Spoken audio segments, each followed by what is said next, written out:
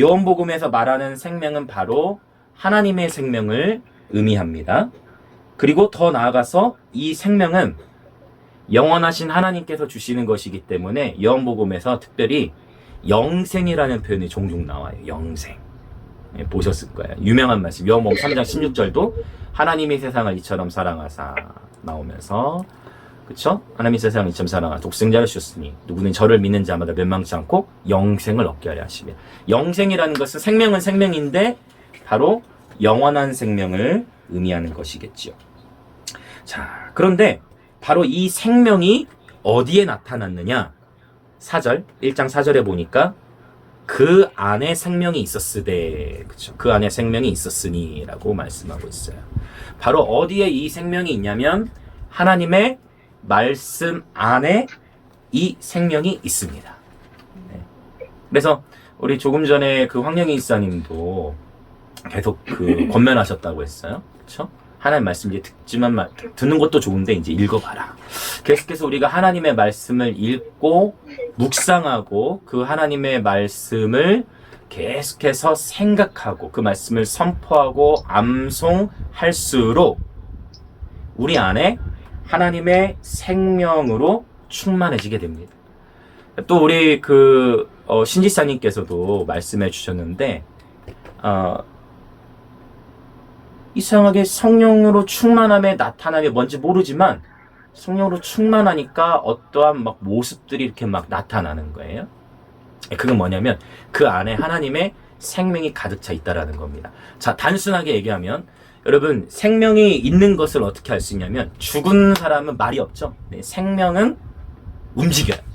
살아있는 것은 움직입니다. 사실 여기 이 생명에 해당하는 헬라어가 조회라는 단어인데 이 단어 들어보셨을 거예요. 조회.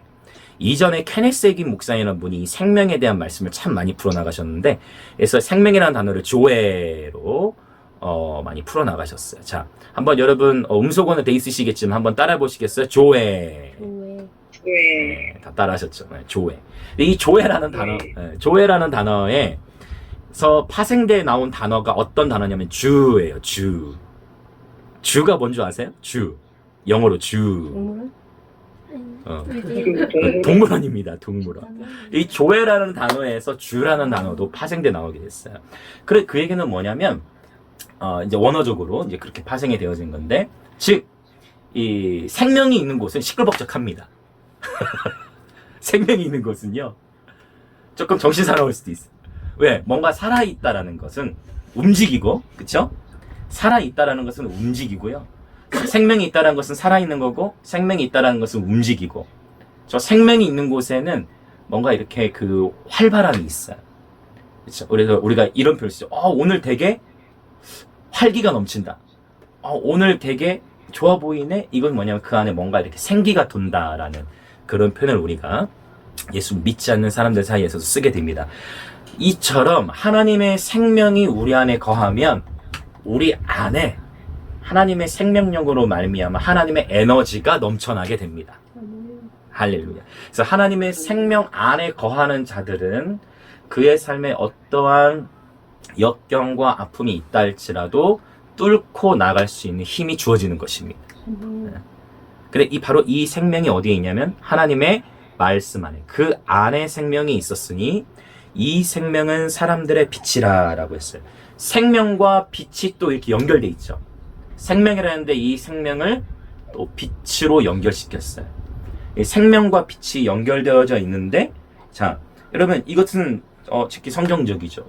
자, 즉 이 얘기는 뭐냐면 우리가 하나님의 생명을 누리는데 빛이라는 것은 어떤 어둠 가운데 빛이 비치면 길이 보이죠. 내가 어디로 가야 할지를 깨달을 수 있죠. 그래서 이 빛은 하나님의 인도하심을 또한 의미하기도 하는데 하나님의 생명인 또한 사람들의 빛이라. 즉 이 하나님의 생명이 안에 거하고 즉 하나님 말씀 안에 거하는 자는 하나님의 생명을 누리게 되고 하나님의 빛의 인도하심을 받게 된다라는 의미인 것입니다. 다윗이 이러한 고백을 하죠. 시편 119편 105절에 보면 주의 말씀은 내 발의 등이요 내 길에 빛이니이다 라고 고백하는 것을 볼 수가 있습니다. 네. 그래서 하나님 말씀 안에 거하는 자들은 하나님의 생명을 누리게 되고 또한 하나님의 인도하심을 받게 된다라는 것을 볼 수가 있는데 5절에 빛이 어둠에 비치되 어둠이 깨닫지 못하다라고 했어요. 여러분, 어둠이 깨닫지 못하더라? 어둠은 사람이 아니죠? 그런데 어둠이 깨닫지 못한다라는 표현을 썼어요. 사실 여기 이제 헬라어로 이제 보게 되면은요, 이 깨닫지 못하다라는 단어는 여기서 이기지 못하다라는 그런 의미입니다. 그래서 결국 자, 빛이 비치면 어둠 가운데 빛이 비치면 반드시 어둠의 영향력은 줄어들게 돼 있죠.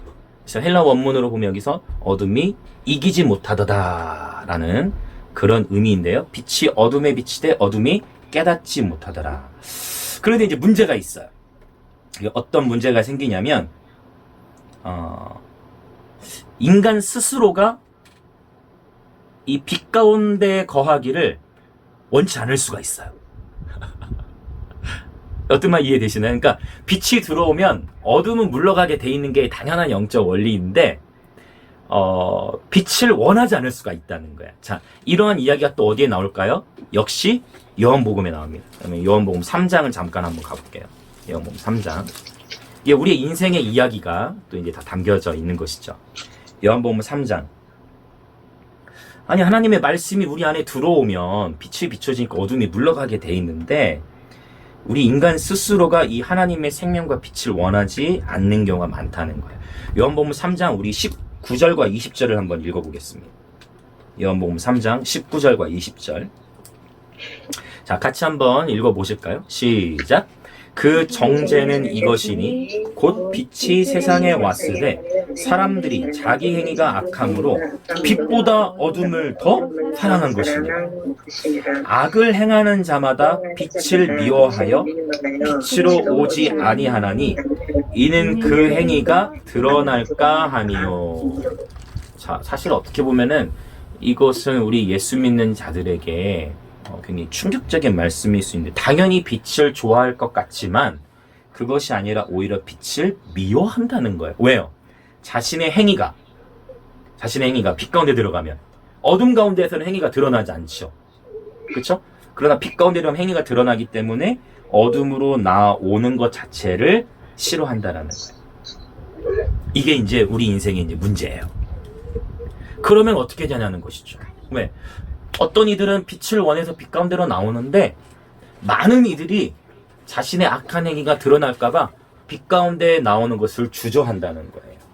빛 가운데로 나오면 오히려 더 큰 자유가 있고 우린 알잖아요. 그렇죠? 더 큰 자유가 있고 그냥 내 모든 무거운 짐과 그냥 죄악들을 다 벗어버리고 예수님께 나오면 빛 가운데 나오면 우리 인생에 더 큰 자유가 있다는 걸 우리는 아는데 세상의 사람들이 쉽게 그 세상의 그 모든 짐들과 어떻게 보면은 세상의 향락과 그런 것이 더 즐겁게 느껴지고 내가 그 어둠을 놔야 될 것 같고 이제 더 재미가 없을 것 같고 라는 생각 속에 예수님께 나오는 것, 빛 가운데 나오는 것을 더 주저한다라는 거예요. 그러니까 이 문제를 해결하기 위해서 오늘 요한복음에서는 이제 어떻게 이어지느냐, 그게 이제 6절부터 이제 9절에 나오는 이야기입니다. 바로 이 문제. 사람들이 빛 가운데 나오기를 원치 않아. 그래서 하나님께서 선택하신 방법이 무엇이냐? 사람이에요, 사람. 사람을 보내는 거예요. 사람을 통해서 어떤 일을 하기 원하시는지 이제 볼까요? 자, 6절부터 9절을 한번 읽어봅시다. 6절부터 9절. 자, 시작. 하나님께로부터 보내심을 받은 사람이 있으니 그의 이름은 요한이라. 그가 증언하러 왔으니 곧 빛에 대하여 증언하고 모든 사람이 자기로 말미암아 믿게 하려 함이라. 그는 이 빛이 아니요 이 빛에 대하여 증언하러 온 자라. 참빛 곧 세상에 와서 각 사람에게 비추는 빛이 있었나니. 아멘. 자, 이제 1장 1절부터 18절까지가 서론이고 19절부터는 이제 이야기가 이어져요. 그래서 이제 내러티브, 이야기식으로 설교가 이제 더 많이 바뀌어질 건데 다음 주까지는 계속 서론인데 이 서론 안에 요한복음 21장의 핵심 가치들이 많이 담겨져 있습니다. 지금 여러분 7절과 8절을 보면은요 동일한 한 단어가 3번 반복되고 있어요. 자, 7절과 8절에 동일한 한 단어 3번 반복됩니다. 자, 어떤 단어가 지금 반복되고 있죠, 계속? 증언. 맞습니다. 또 빛이라는 단어도 3번 나오고 증언이라는 단어도 3번 나와요. 그래서 증언을 하는데 뭐에 대해 증언하는 거예요? 빛에 대해 증언하라고 지금 말씀하고 있는 겁니다. 그러고 봤더니 자, 요한에서 지금 증언이 나왔는데 요한계시록 11장에 보면은 성전에서 경배하는 자들 측량한 이후에 하나님께서 보이시는 사람이 있으니 어떤 사람들이 나와요? 두 증인이 나오죠. 맞습니까? 두 증인이 나와요. 요한계시록도 요한이 기록했죠. 자, 증언은 누가 합니까? 사람이 하는데 법정에서 특별히 증언은 누가 하는 거죠? 증인이 합니다. 증인. 맞죠? 사람이 하는데 특별히 증언이라는 것은 증인이 증언을 합니다. 그렇죠. 그래서 사람들이 어둠 가운데 오히려 어둠을 더 좋아하고 빛 가운데 나온 것을 더 싫어해. 그래서 하나님이 사용하시는 방법이 뭐다? 증언이에요, 증언. 그래서 증인이 필요한 거고, 그래서 증인들을 통해 하나님이 증언케 하시는 거예요. 뭐에 대해 증언해요? 빛에 대해 증언하는 것입니다. 그래서 자, 우리가 항상 우리 영광 임주의 예배 시간 가운데에 간증 시간이 있잖아요. 간증. 여러분, 간증의 뜻이 뭐죠? 간증. 증언. 역시 센스. 역시 설아버님 센스. 맞습니다. 간증이 증언하는 거예요. 이 간증 시간을 세팅하는, 그러니까 간증이란 말은 쉬운 말로 이거죠. 하나님과 나와의 관계 속에 있었던 일을 고백하면서 하나님의 존재를 증언하는 거예요. 맞죠? 하나님과 관계를 내가 사람들 앞에서 이야기하는 거야. 그래서 하나님께 영광 올려드리고 또 하나님께만 영광 올려드리는 목적만이 아니라 간증하는 시간을 통해 누구에게도 이 하나님의 은혜를 전하는 거예요? 그 말을 듣는 사람들에게. 그렇죠? 그래서 증언, 간증이 곧 증언하는 시간인 거예요. 그래서 우리 영광 임재교회 예배 시간에 이 간증 시간을 소중히 여깁니다. 왜냐? 이 간증 시간을 통해서 하나님께서 바로 우리와 함께 하심, 또 이 간증 시간을 통해 나를 단순히 자랑하는 것이 아니라 바로 우리가 간증 시간을 통해 이 빛에 대하여 증언하는 것입니다. 이 간증 시간을 통해 하나님에 대해 증언, 하나님 행하신 일들을 증언할 때 그 말을 듣는 이들로 하여금 하나님을 향한 믿음이 자라가게 되는 것입니다. 자, 또 우리가 만약 이런 간증하는 시간들을 통해서 내가 몸이 정말 아팠어. 그런데 기도했는데 하나님이 나를 고쳐주셨네? 라는 간증을 하게 될 때 그 간증을 듣는 사람들도 하나님은 정말 우리를 치유하시는 분이시구나. 여호와 라파이시구나. 라는 것을 깨닫고 정말 하나님이 고쳐주실 수 있네 하고 예수님께 나오게 되는 것입니다. 할렐루야. 그래서 이 간증 시간이 너무나 중요하니까 여러분, 나 너무 자주 나오는데 그렇게 생각하지 마세요. 더 자주 여러분, 하나님께서 여러분 삶과 행하신 일들을 나누시기를 축복합니다. 왜냐하면 하나님은 목사 한 사람을 통해서만 여러분이 말씀 듣고 살아가도록 하나님 인도하신 게 아니에요. 목사는 단지 교회 또 리더십으로서 교회를 이끌어가는 그런 리더로 부름을 받았지만 하나님은 공동체 여러분 한 사람 한 사람 가운데 주신 삶의 스토리, 또 이런 것도 있어요. 너무 막 간증 멋진 것만 나누려고 안 하셔도 돼요. 막 대박 사건, 막 너무 막 화려하고 멋진 것만 나누는 것이 중요한 것이 아니라 지극히 작고 소소한 것인, 지극히 작고 소소한 것이랄지라도 거기서 오히려 더 큰 은혜가 있을 수 있어요. 할렐루야. 그래서 여러분, 할 수만 있다면 특별히 우리 매 주일에 있는 이 간증 시간을 통해 한 주 동안, 또 이제 이것도 막 옛날 얘기까지는 가지 마시고 주로 이 한 주, 그렇죠? 이 한 주 동안에 있었던 그 하나님의 스토리를 나누실 때 그 이야기를 듣는 이들 뿐만 아니라 유튜브로 보는 자들, 오늘은 제가 유튜브로 라이브 나가진 않지만 또 많은 분들이 유튜브나 페이스북 이 예배들에 접속하셔서 그 간증을 듣고 하나님 변화가 일어납니다. 최근에 이제 저희가 그런 말씀을 제가 드렸던 기억이 있는데, 여수 저희가 집회 예배를 섬긴 이후에 페이스북 이제 우리 저희 목요 예배라든지 이런 라이브 예배 보면 비록 우리 모이는 회중 수는 몇 명 안 되잖아요. 그런데 그 페이스북의 라이브 예배에 1000명 이상은 이렇게 보게 되더라고요. 이 영상이 도달합니다. 그리고 지난번에 예전 말씀드렸는데 기억이 가물가물하네요. 코로나 후유증인가? 지금 자, 그 지난번 철진 형제가 인도한 거는 한 4,000명 이상에게 영상이 도달되고 매주 이렇게 영상이 도달돼요. 근데 그 댓글들에 여러분 어떤 댓글도 있는 줄 아십니까? 그 댓글 중에 욕도 있습니다. 욕. 여러분 댓글에 욕이 있어요. 자, 우리 여러분 함께 박수치며 기뻐합시다. 여러분은 못 보셨을 거예요. 왜냐?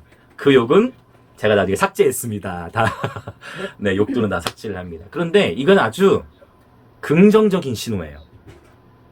어떤 의미 이해되시나요? 우리가 예배드리는 모습이 예수님 믿지 않는 사람들에게도 지금 전달되고 있고 간증하는 것들도 도달되고 있어요. 근데 누군가는 그 시간에 클릭하러 들어왔다가 그 시간에 꼭 필요한 하나님의 말씀을 들을 수 있고 누군가는 그냥 열심히 놀고 있다는 어떤 순간 딱 클릭 하나 했는데 그 순간 딱 간증하는 어떤 분의 이야기가 내 삶에 딱 맞아떨어질 수도 있고 그렇죠. 하나님은 어떻게 역사하실지 몰라요. 그렇죠. 우리는 모든 가능성을 열어놓고 하나님 앞에 예배드리며 나아가는데 여러분 우리의 예배 영상의 댓글 가운데에 이렇게 욕이 달린 것은 기뻐해야 될 일입니다. 왜냐 지금 예수님 믿지 않는 사람이 이 예배 지금 보고 있다는 거예요. 그렇죠. 그래서 여러분 하나님 말씀하셨죠. 그대로 말씀 그대로 의를 위하여 핍박을 받은 자 그러면 더 기뻐하라는 거예요. 뭐 이 정도 사실 핍박도 아니잖아요. 그렇죠. 이 정도는 핍박도 아닙니다. 맞죠? 여러분 이 정도 수준 가지고 우리가 화낼 필요가 없어요. 여러분 오히려 기뻐하는 거예요. 이건 아무것도 아닙니다. 우리 히브리서 통에 나눴잖아요. 네로의 칼날. 네로의 칼. 제가 이번에 코로나 걸려서 철진이가 아프다는 마음에 제 마음이 이렇게 좀 힘들더라고. 내가 차라리 아팠으면 좋겠는데 철진이가 아프다니까 거기서 마음이 내가 힘들더라고. 제가 히브리서 강의할 때도 계속 나눴지만 네로가 이제 박해한단 말이에요. 예수 믿으면 너 죽일 거야. 예수 믿으면 너 죽일 거라고만 하지 않는다 했어요. 어떻게 먼저 한다고 그랬어요? 자녀를 먼저 죽이고. 너 예수 믿을 거야 계속? 그럼 어떻게 한다고요? 네 자녀들 먼저 죽일 거야. 이 시험이에요. 예수 믿으면 너 죽일 거야가 아니라 예수 믿으면 네 자녀들을 내가 먼저 죽일 거야. 이 시험 앞에. 여러분 우리 부모의 마음은 사실 그런 것 같아요. 차라리 내가 아팠으면 차라리 나만 힘들어. 근데 그게 아니라 우리 자녀들에게 영적 전쟁이 치열하게 일어나고 있을 때 우리 부모의 마음은 어떻습니까? 거기서 더 어려움을 겪게 되죠.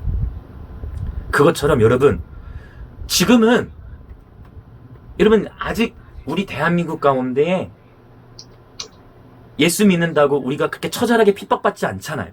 물론 코로나로 인해 어느 정도의 제재가 있었고 어느 정도의 신앙생활을 하는데 조금 텐션이라죠. 약간 긴장감은 있었지만 그러나 예수를 믿는다고 하여 우리 목에 칼이 들어오진 않습니다. 그렇죠.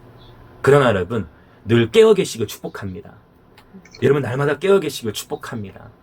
정말 예수님을 믿는 것이 여러분 예수님을 따른다라는 것 어린 양이 어디를 인도하든지 자기를 부인한 자들에 대해 요한계시록 14장에서 말씀하고 있는데 저와 여러분의 인생길 앞에 삶의 환경 가운데 어떠한 고난과 역경과 어려움이 온다 할지라도 어쩌면 질병으로 인해서 원수가 우리를 질병으로 인해서 우리가 어려움을 겪는다 할지라도 여러분 무화과 나무 잎이 마르고 포도나무의 잎이 열매가 없고 감람나무에 소출이 없다 할지라도 오직 여호와로 인하여 기뻐하는 저와 여러분이 되기를 원합니다. 항상 기뻐하시길 예수님의 이름으로 선포합니다. 범사에 감사하시길 예수님의 이름으로 선포합니다. 여러분 축복합니다. 그래서 이 항상 기뻐하고 범사에 감사하기 위해서는 하나님 우리에게 뭐라고 말씀하시? 그 가운데 뭐가 있습니까? 쉬지 말고 기도하라. 이 가운데 있는 거야. 샌드위치 기뻐. 항상 기뻐. 어떻게 항상 기뻐하고 어떻게 범사에 감사할 수 있습니까? 쉬지 않고 기도하는 거예요. 이 쉬지 않고라는 표현은 호흡이 끊어지지 않고라는 의미예요. 즉 날마다 24시간 365일 하나님과 교제하는 것입니다.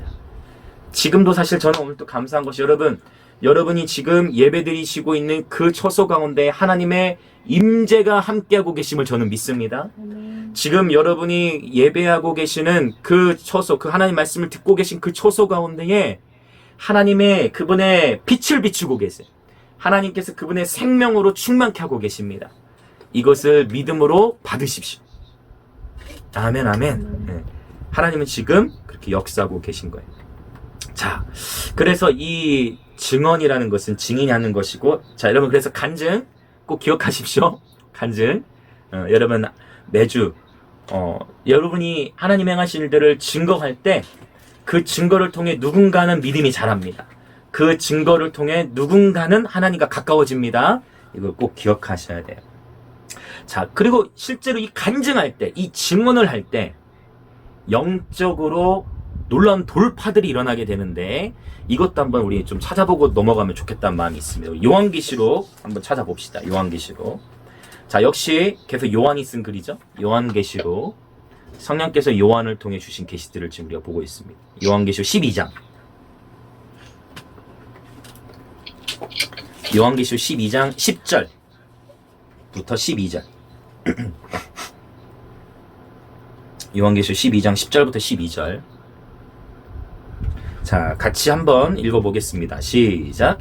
내가 또 들으니 하늘에 큰 음성이 있어 이르되 이제 우리 하나님의 구원과 능력과 나라와 또 그의 그리스도의 권세가 나타났으니 우리 형제들을 참소하던 자 곧 우리 하나님 앞에서 밤낮 참소하던 자가 쫓겨났고 또 우리 형제들이 어린 양의 피와 자기들이 증언하는 말씀으로써 그를 이겼으니 그들은 죽기까지 자기들의 생명을 아끼지 아니하였도다.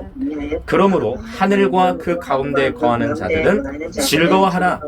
그러나 땅과 바다는 화 있을진저 이는 마귀가 자기의 때가 얼마 남지 않은 줄을 알므로 크게 분내어 너희에게 내려갔음 하더라. 아멘. 자, 12절에 보니까 마귀는 자기의 때가 얼마 남지 않은 줄을 알므로 크게 분내고 있다라고 했어요.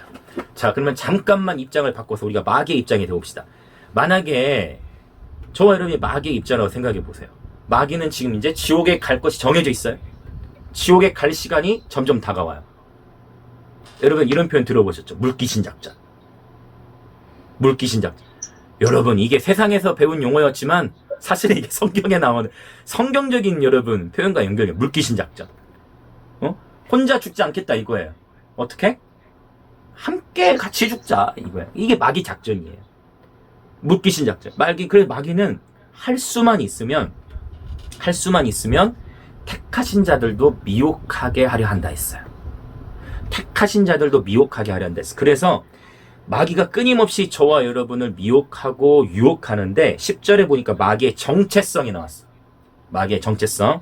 10절에 마귀의 정체성이 뭐라고 나왔어요? 우리 형제들을 참소하던 자라 했어요. 참소하는 자. 마귀는 참소하는 자예요. 마귀는 비방하는 자예요. 이것이 요한계시록에서 나오는 마귀의 정체성인데, 그러고 봤더니 요한복음에서도 마귀의 정체성을 언급한 부분이 있는데 혹시 기억하십니까? 요한복음에서 마귀의 정체를 뭐라고 했을까요?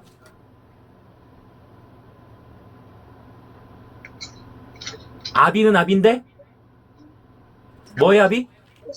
거짓아비라고 했습니다. 거짓아비. 자, 음성으로 해놔서 잘 안 들려. 예. 감사합니다. 자, 그러니까 요한계시록에서 요한이 말하는 마귀의 정체는 뭐다? 참소하는 자. 요한계시록에서는 참소하는 자, 요한복음에서는 거짓의 아비. 거짓. 그래서 거짓말, 거짓과 그 다음에 참소에. 마귀가 쓰는 방식은 거짓과 참소인데, 거짓과 참소. 그러면 하나님 오늘 말씀 지금 풀어주세요. 요한 1서에서 마귀는 어떤 자로 나타날까요? 마치 초코파이 하나라도 드려야 되나요? 자, 요한 1서에서 요한 1서 4장에서는 요한 1서에서는요 두려움을 줘요. 마귀가 두려움으로 공격합니다.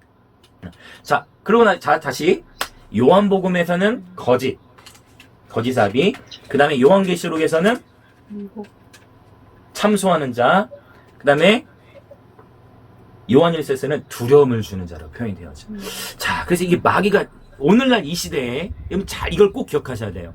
저와 여러분의 삶에 원수가 공격해 올 때 거짓 그리고 참소 끊임없이 비방하는 거예요. 너 이렇게 했잖아. 너의 삶 이렇게 찌질하잖아. 너의 삶 이렇게 연약하잖아. 너 이렇게 죄 지었잖아. 너 그때 이렇게 화냈잖아. 자꾸 해서 우리를 어떻게 하냐면은 우리의 삶을 올가매래. 자꾸 자신감 없어지게 하고 우리 안에는 하나님의 생명을 위협하는 마귀의 공격이 이러한 것들. 그리고 두려움. 여러분 마귀는 두려움을 먹을수록 힘이 세져요. 그러니까 마귀 자체는 이미 예수의 십자가 사건으로 인하여 힘을 잃었는데 불구하고 우리 인간이 끊임없이 우리 안에 두려움이 엄습하고 두려움을 계속 키울 때 마귀는 두려움을 무기로 삼습니다. 자, 이 세 가지가 제가 즉흥적이었지만 이 세 가지 꼭 기억하세요. 거짓, 그 다음에 참소, 그리고 두려움. 원수는 이 세 가지로 우리를 공격하며, 물론 요한계시록의 다른 사탄의 정체에 대해서 또 말한 그런 표현들이 많이 있지만 특별히 제가 이 세 가지를 말씀드린 것은 이것을 기억하시라는 것이고, 이 시간 예수의 이름을 선포합니다. 혹 이 영상으로 함께 줌으로 예배는 여러분의 삶 가운데에 최근에 여러분 삶 가운데에 가까운 관계에서든 아니면 오랜만에 통화를 한 사람에게서든 여러분이 누군가로부터 참소와 비방하는 말을 들었다면 이 시간 그 참소와 비방을 예수님의 이름으로 끊어냅니다. 아멘. 여러분, 저와 여러분은 진리 안에 거하는 자임을 선포합니다. 저와 여러분은 하나님의 자녀임을 선포합니다. 저와 여러분에게 주신 하나님의 마음은 두려워하는 마음이 아니고 오직 능력과 사랑과 절제 영임을 예수의 이름으로 선포합니다. 이 시간 하나님 아버지의 온전하신 사랑이 저와 여러분 안에 원수가 밀고 들여오는 모든 두려움을 끊어냄을 선포합니다. 아멘, 아멘, 아멘. 제가 즉흥적으로 선포할 때는 누군가에게 하나님 이 말씀을 주실 때들이 많습니다. 저도 믿음으로 이 시간 취해서 선포했습니다. 자, 다시 요한계시록 12장에 자, 사단의 정체 얘기하다가 사단의 정체 이 세 가지를 더 말씀드렸어요. 이렇게 참소하는 자인데 이러한 사탄의 참소를 어떻게 물리치느냐? 11절. 우리 형제들이 한 어린 양의 피와 자기들이 뭐예요? 말씀은 어떤 말씀? 증언하는 말씀으로써 그를 이겼으니. 할렐루야. 그래서 간증이란 것은 여러분 우리가 이 간증 시간이나 이 증언하는 시간들 보면 이 시간을 통해 듣는 이들도 믿음이 자라지만 증언하는 자도 자기 스스로 빛 가운데로 들어가는 것입니다. 할렐루야. 내가 증언을 함으로써 나도 나의 삶이 빛 아래 더욱 견고하게 거하게 되는 것입니다. 그리고 어떤 경우에는요, 내가 증언을 하면서 증언을 통해 많은 이들이 회복되기도 하지만 증언을 하면서 내 영이 회복됩니다. 아멘. 이거 경험해 보신 적 있죠? 내가 증언을 하면서 나도 회복이 되는 거예요. 할렐루야. 왜요? 증언하면서 원수의 참소가 끊어지기 때문이에요. 아멘, 아멘. 최근에 우리 철진이도 나와서 나누고 혜미도 나와서 나누고 했잖아요. 철진이도 나와서 어떤 권위에 대한 부분들도 간증하고 있어요. 그게 지금 뭐 하는 거예요? 내가 빛 가운데에서 증언하는 것입니다. 아멘. 그렇게 될 때 그동안의 권위와 연결되어져서 내 삶 속에 있었던 원수의 올무가 끊어지게 되는 것이죠. 할렐루야. 바로 이런 거예요. 그러니까 간증 시간이 증언하는 시간이 굉장히 중요한 시간이라는 것입니다. 할렐루야. 네. 때로는 간증하다 보면은 이렇게 뭐예요? 의도치 않게 말이 잘 안 풀어질 수도 있고 풀어질 수도 있어요. 괜찮아요. 그것과 상관없이 공동체 앞에서 간증하는 시간은 바로 뭐 하는 시간이다? 우리가 빛 가운데에 거하는 시간이다. 그리고 그 빛 가운데에서 전하는 나, 간증하는 나도 회복이 되고 그 말을 듣는 오프라인으로든 영상으로든 듣는 이들도 믿음이 증가되게 된다. 그래서 결국 이거구나. 어둠 가운데 나오기를 빛 가운데 나오기를 원치 아니하는 사람들이 정말 넘쳐나는데 누군가는 증언해야 된다. 자, 우리 방 안에 혼자 계신 분은 혼자 선포하시고 방 안에 여러 사람 있으면 주변의 사람에게 같이 선포합시다. 하나님께서 하나님께서 당신을 증언하는 자로 부르셨습니다. 하나님께서 당신을 증언하는 자로 세우셨습니다. 아멘. 아멘입니까? 아멘. 아멘. 하나님께서 저와 여러분을 증언하는 자로 세우신 거예요. 결국 두 증인이 뭐예요? 요한계시록에서 두 증인이 뭐예요? 증언하는 것입니다. 빛에 대하여 증언하는 것입니다. 증인이 할 일은 증언하는 거예요. 결국 마지막 때에 예배자들이 뭐 하는 거예요? 증언하는 거예요. 사실 우리의 예배도 증언하는 것입니다. 할렐루야. 저와 여러분의 예배도 증언하는 거예요. 뭐를 증언해요? 죽임을 당하신 우리 어린 양께 모든 능력과 부와 지혜와 힘과 존귀와 영광과 찬송이 있습니다. 예배를 통해서 예수님을 증언하는 것이죠. 할렐루야. 그래서 예배뿐만 아니라 예배 그리고 이 간증 시간을 특별히 여러분 기억하셔서 여러분 더 많이 공동체 앞에서 증언하시길 예수님의 이름으로 축복합니다. 아멘 아멘. 하나님은 바로 이 증언을 통해 어둠 가운데 있는 자들에게 메시지를 던지시는 거예요. 그래서 요한복음에서 요한 자신을 향해서는 요한이라는 칭호를 쓰지 않고 이 세례 요한을 향해서만 요한이라는 칭호를 쓰게 됩니다. 세례 요한과 사도 요한이 다른 거 아시죠? 네. 자, 이제 요한복음 1장에서 세례 요한의 사역이 나오는데 원래 마태, 마가, 누가복음에서는 세례 요한의 주 사역이었던 세례 주는 사역을 많이 언급하는데 요한복음에서는 일팀 이런 거예요. 마태복음에서도 보면은 예수께서 세례를 받으시고 그 물에서 올라오실세. 하늘이 열리고 하나님의 성령이 비둘기같이 내려 자기 임하시 뭐 이런 표현들이 막 나오잖아요. 근데 요한복음에서는 세례 주는 장면에는 잘 언급하지 않고 증언이라는 표현을 계속 반복해서 언급해주고 있습니다. 증언이라는 표현. 자, 이제 좀 더 우리 전진해 나가 볼게요. 자, 7절, 8절, 9절까지 봤죠. 이제 10절, 11절을 보겠습니다. 자, 이제 또 문제가 또 생겼어, 이제. 자, 어떤 문제가 생기느냐. 자, 이제 하나님이 증언하는 사람 보낸 거예요. 저와 여러분을 통해 증언을 해야 돼. 자, 이제 또 어떤 문제가 생기느냐. 10절, 11절. 요한복음 1장 10절, 11절입니다. 자, 요한복음 같이 읽겠습니다. 시작. 그가 세상에 계셨으며 세상은 그로 말미암아 지은 바 되었을 때 세상이 그를 알지 못하였고 자기 땅에 오매 자기 백성이 영접하지 아니하였으나. 아멘. 자, 그가 세상에 계셨으며 이제 이 말씀이 육신이 되어 오신 예수님을 지금 언급하고 있어요. 14절에 명확하게 말씀이 육신이 되어 라는 표현이 있는데, 자, 주님이 세상에 계셨으며 세상은 그로 말미암아 지은 바 되었고 말씀으로 창조되었죠. 말씀이신 예수로 말미암아 창조되었어요. 그런데 세상이 그를 어떻게 했다? 알지 못하였다. 아니, 하나님이 창조하셨는데 말씀이신 예수님께서 오늘 우주 만물을 창조하셨는데 정작 피조물은, 창조된 피조물은 그 말씀이신 주님을 알지 못하였다라는 거예요. 11절, 자기 땅에 오매 자기 백성이 영접하지 아니하였다라고 표현하고 있습니다. 자, 그러면 이제 문제는 이거예요. 지금 사람들이 빛 가운데 나오는 거를 싫어한다 했어요. 그래서 하나님께서 특별히 저와 여러분처럼 세례 요한을 보내셨듯 증언하는 자들을 보내세요. 그래서 증언을 한단 말이에요. 근데 그 증언을 해도 깨닫는 자들이 있고 깨닫지 못하는 자들이 있다는 거예요. 우리가 벌써, 저 개인적으로는 거리 예배한 지가 지금 10년이 넘었잖아요. 이제 10년이 넘었단 말이에요. 우리 거리 예배 최근에 우리 계속 뭡니까? 또 연휴 기간이고 또 계속 사역이 있고 비가 오고 하면서 거리 예배를 꽤 한동안 못 나간 것 같아요. 이제 다음 주에 또 나가야 되겠죠. 다시 토요일 되면 나갈 건데 거리로 나가서 뭐 해요? 마태복음 10장에 하는 말씀하신 것처럼 병든 자가 있으면 그 병든 사람 위해서 기도하고, 할렐루야. 귀신에 눌린 자가 있으면 네, 어둠의 영을 쫓아내라 하는 말씀하셨고 또 복음을 선포한단 말이에요. 그런데 여러분 거리에서 전하다 보면 어떤 일을 겪습니까?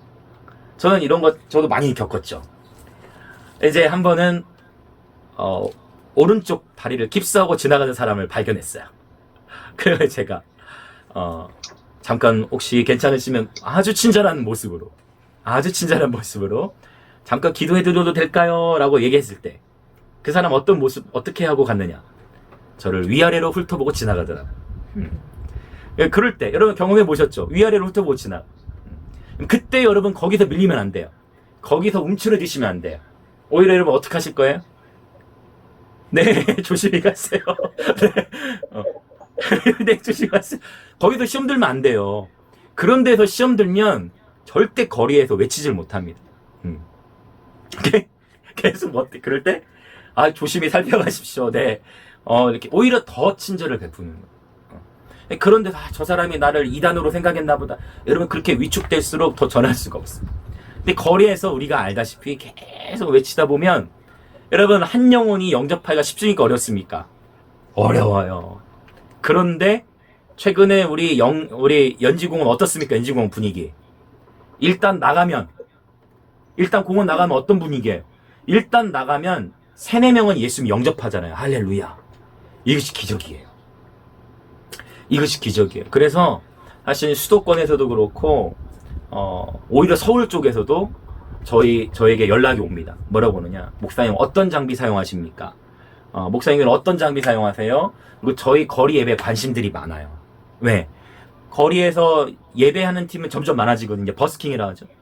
노래하는 팀은 많은데 예배하면서 복음을 전하는 팀은 아주 많지가 않아요.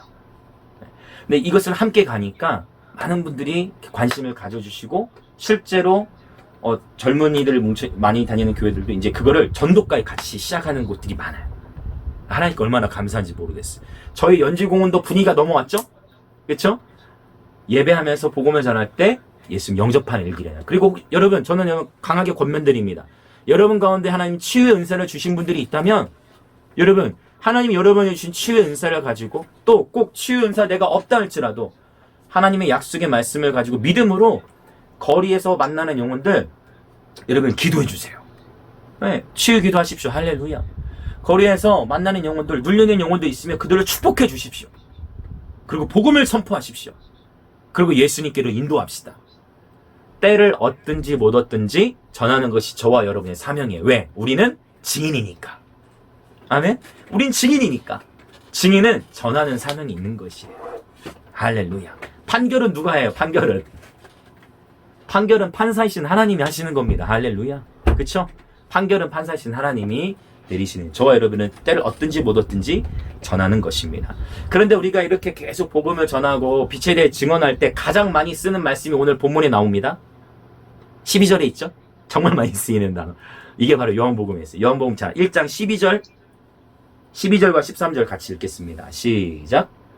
영접하는 자, 곧 그 이름을 믿는 자들에게는 하나님의 자녀가 되는 권세를 주셨으니 이는 혈통으로나 육정으로나 사람의 뜻으로 나지 아니하고 오직 하나님께로부터 난 자들입니다. 아멘. 사실 우리가 요한복음을 복음 전할 때 굉장히 많이 씁니다. 요한복음 1장 12절, 또 3장 16절 이런 표현들, 또 14장 6절 맞죠? 이런 표현들로 참 우리 복음 전도 많이 하는데 영접하는 자 곧 그 이름을 믿는 자들에게는 하나님의 자녀가 되는 권세를 주셨으니. 그래서 누구든지 예수님을 나의 삶의 구원자이자 주인으로 모셔드리는 자는 하나님의 자녀가 되는 권세가 주어지죠. 그래서 여기서 인간의 책임을 말하는데 13절에서는 하나님의 주권을 말해요. 혈통으로나 육정으로나 사람의 뜻으로 나지 아니하고 오직 하나님께로부터 난 자들이라고 표현하고 있습니다. 자, 그러면 이 얘기는 이제 뭐냐면, 그래서 사실은 고신 측에서는, 장로교회에서는 13절을 강조하고 저기 성결이나 감리교 오순절에서는 12절을 강조합니다. 왜냐면 12절은 인간의 의무, 당신이 영접해야 돼, 이걸 강조하는 거야. 이해되시죠? 인간의 책임. 13절은 뭐예요? 어쨌든 이게 너의 뜻으로 네가 구원받은 게 아니다. 하나님께로부터 네가 태어난 거다. 혈통으로 된 것이 아니다. 육정으로 된 것이 아니다. 사람의 뜻으로 된 것이 아니다. 하나님이 그렇게 행하신 거다. 이렇게 해서 칼빈주의, 장로교, 특별히 장로교가 이 13절을 강조합니다. 근데 저는 왜 이 말씀이 같이 쓰였나? 그래서 장로교나 순복음이 싸울 게 아니고 이 두 가지를 다 하면 돼요. 그래서 교리로 승부하면 안 되고 하나님의 말씀으로 승부해야 됩니다. 할렐루야. 제가 10년 동안 광야에서 10년 동안 거리에서 외치며 사는 깨닫게 하신 게 이건데 뭐냐? 둘 다 맞아요. 둘 다. 싸울 필요가 없어. 순복음하고 고신하고 싸울 게 아니고 싸우지 말고 둘 다 맞아. 그래서 전도할 때는 12절로 하면 되고, 전도돼서 왔어요? 하나님께서 창세전에 당신을 택하셨습니다. 오케이? 전도돼서 왔어요? 그러면 이제 오케이, 이해되시죠? 그러니까 두 가지 다 맞는 건 서로 싸울 게 아니고, 우리는요 아무리 인간이 연구하고 연구해도 하나님의 뜻을 100% 닿을 수가 없어. 나중에 우리 천국 가서도 주님 앞에 그분의 말씀 계속 들어야 돼요. 우리는 자꾸 내가 배운 신학적 지식으로 막 싸운다는 거야. 그거 하나님 기뻐하시지 않더라. 우리는 오직 진리를 따르는 자들, 오직 예수를 따르는 자들. 자, 그래서 바로 이 말씀. 믿지 않는 자들에게 누구든지, 그쵸? 영접하는 자는, 그 이름을 믿는 자는 하나님의 자녀가 된다. 이렇게 전하고, 복음을 받아들인 자들은 받아들인 모습을 보고, 아하, 창세 전에 이 세상이 지어지기 전에 하나님 당신을 택하셨기에 당신은 주님을 영접하였습니다. 라고 이렇게 두 가지 신학이 같이 이어질 수 있다는 것입니다. 우리는 누가 택함을 받았는지 알지 못하기 때문에 때를 얻든지 못 얻든지 최선을 다해서 복음을 전해야 되는 것이고, 복음을 받아들인 자가 있다면 그는 하나님의 부르심을 받은 자예요. 그 복음을 아직 받아들이지 못한 케이스도 둘 중에 하나일 거예요. 너무 단정 지으면 안 돼. 복음을 못 받아들였다고 해서 저 사람은 하나님이 택하지 않았다라고 얘기하면 돼요, 안 돼요? 안 돼요. 왜? 어떤 케이스가 있냐면 아직 덜 익었어. 이거 아시죠? 덜 익었다는 표현. 아직 준비가 덜 된 거야. 즉 하나님이 택하신 자여도 아직 덜 익었어. 고구마 전도법. 아직 덜 익은 거야. 그래가지고 아직 좀 더 때가 있어야 돼. 이런 케이스들이 많기 때문에 아직 복음을 못 받아들였다고 해서 저 사람 하나님이 택하지 않았구나라고 단정 지으면 된다 안 된다? 절대 안 된다. 요거를 꼭 기억하셔야 돼요. 자, 그래서 이제 우리가 하나님의 자녀가 되는 권세를 주셨다라는 것은 놀라운 선언인데요. 이것은 뭐냐? 하나님의 가족이 된 거예요. 자, 주변에 계신 분들 인사합시다. 우리는 하나님의 가족이 되었습니다. 우리는 하나님의 가족입니다. 오케이. 혼자 계신 분은 혼자 하세요. 우리는 하나님의 가족이 되었어요. 여러분, 예수님이 하나님을 뭐라고 부릅니까? 아버지라고 불러요. 여러분, 예수님께서 특별히 사복음서를 보면은요, 예수님께서도 하나님으로 부르지 않고 다 뭐라고 성경에 보면은요, 사복음서에 특별히 하나님 아버지를 아빠, 아버지라고 많이 불렀어요. 여러분, 하나님을 뭐라고 부르세요? 아버지죠. 아버지죠?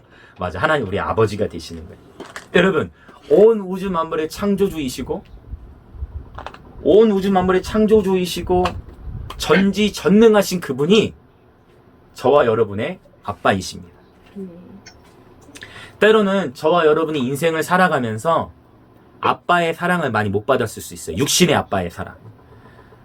그러나 내가 육신의 아빠의 사랑을 많이 못 받았다 할지라도 하늘의 하나님께서 저와 여러분의 아빠가 되십니다. 자, 우리 좀 이제 아빠라는 표현으로 한번 인사합시다. 하늘의 하나님이 곧 나의 아빠이십니다. 하늘의 하나님이 나의 아빠이십니다. 아멘, 아멘. 자, 이제 13절을 풀어드리고 이제 기도하려고 하는데, 이 13절이 또 흥미로운 것은 우리가 12절을 많이 강조하다 보면 13절을 놓칠 수 있지만 13절에 우리가 하나님께로부터 난 자들이라는 표현을 하기 전에 세 가지 단어. 우리는 하나님께로부터 난 자들인데 혈통으로 말미암는 게 아니다는 표현이에요. 혈통이 무엇입니까, 여러분? 혈통. 혈통은요, 바로 혈연관계, 즉 피를 의미해요. 자, 즉 여러분, 이 13절을 오늘 꼭 잘 기억하셨으면 좋겠어요. 우리는 창세 전에 하나님의 부르심을 받은 자들인데, 저와 여러분이 태어난 것이 피로, 즉 부모의 피로 인해서 태어난 것이 아니라는 거예요. 혈연관계, 이 땅의 혈연관계가 근본적인 하나님과의 관계가 될 수 없다는 거예요. 두 번째, 육정으로라고 해서, 육정이 무엇이죠? 육정? 육정. 육정이라는 것은요, 육정, 육신의 정욕을 의미하죠. 육신의 정욕을 의미해요. 자, 그래서 육정이라 했을 때는 엄마, 아빠의 결정, 어떤 의미 이해되시나요? 즉, 부부가 자녀 계획을 세우죠. 부부가 자녀 계획을 세운단 말이에요. 물론 이제 계획하지 않았으나 이렇게 부부 관계 안에서도 계획하지 않았으나 태어났을 수도 있어요. 그렇죠.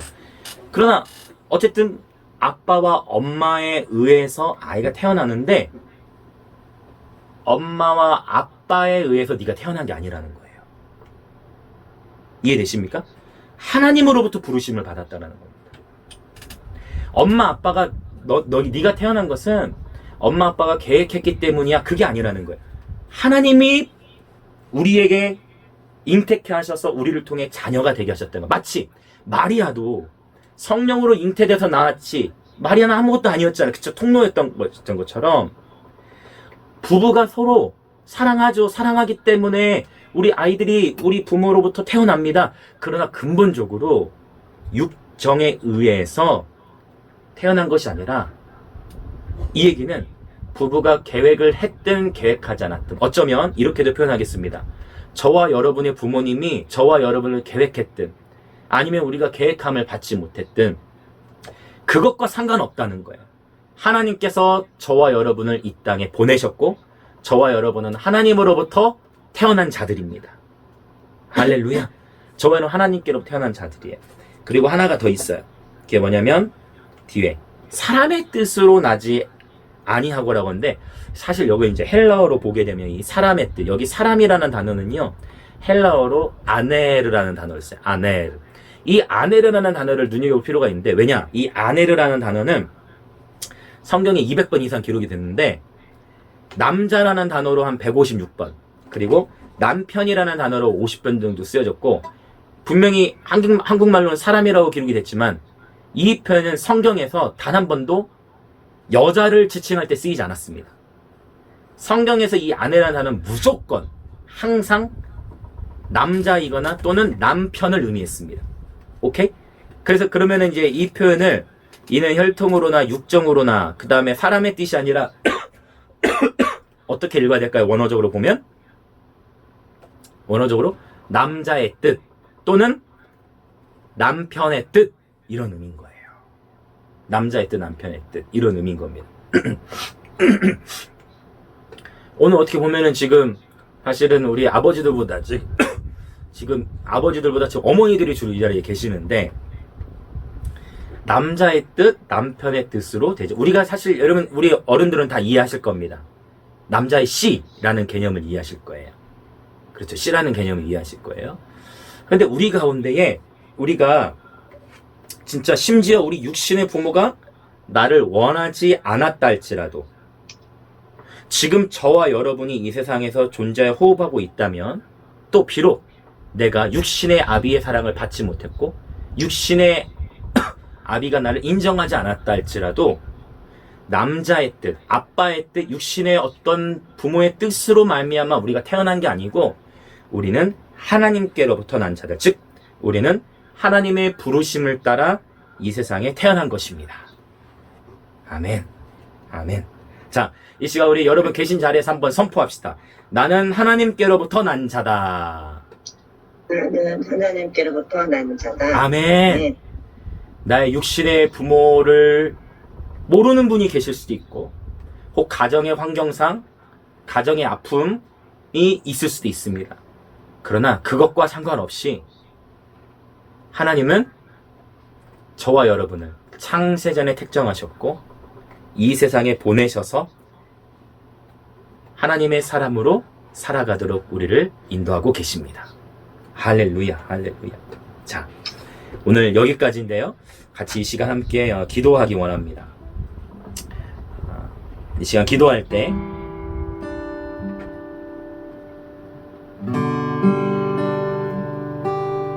자, 지금 이 시간 이 예배에 참여하는 모든 이들이 하나님의 생명을 맛보고 누리게 하소서. 특별히 말씀이신 예수님을 경험케 하여 주시옵소서. 하나님의 말씀 안에서 하나님의 생명을 맛보게 하시고 하나님의 말씀을 통해 인생을 조명하여 주셔서 주의 말씀이 친히 모든 예배자들의 삶에 램프가 되고 빛이 되게 하여 주시옵소서. 이 시간 먼저 그렇게 한번 같이 통성으로 기도하겠습니다. 예, 하나님 아버지 그렇습니다. 이 시간 기도합니다. 아버지, 그 안에 생명이 있었으니 이 생명은 사람들의 빛이다. 하나님, 이 시간 예수 이름으로 모여 주님 앞에 기도하는 모든 주님의 남종과 여종들 위해 오 하나님, 하나님의 생명을, 하나님의 빛을 비춰주시옵소서. 말씀이신 예수님을 경험케 하시고 날마다 그 하나님의 말씀을 읽고 묵상하며 선포하고 그 말씀으로 기도하는 자들의 심령에 하나님의 생명으로 충만케 하시고 주님께서 놀라운 주님의 사랑의 빛을 비춰주시옵소서.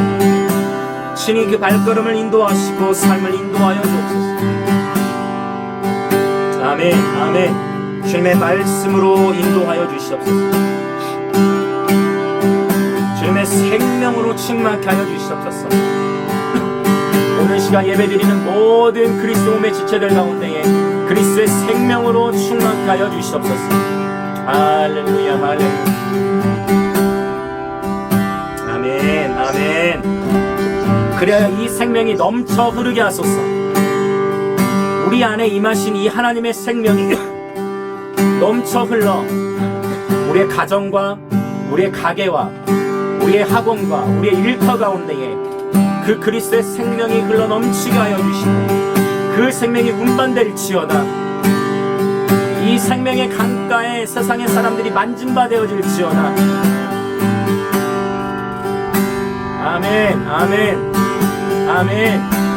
계속해서 때를 얻든지 못 얻든지 증언할지어다. 아멘, 아멘, 할렐루야. 아멘, 아멘.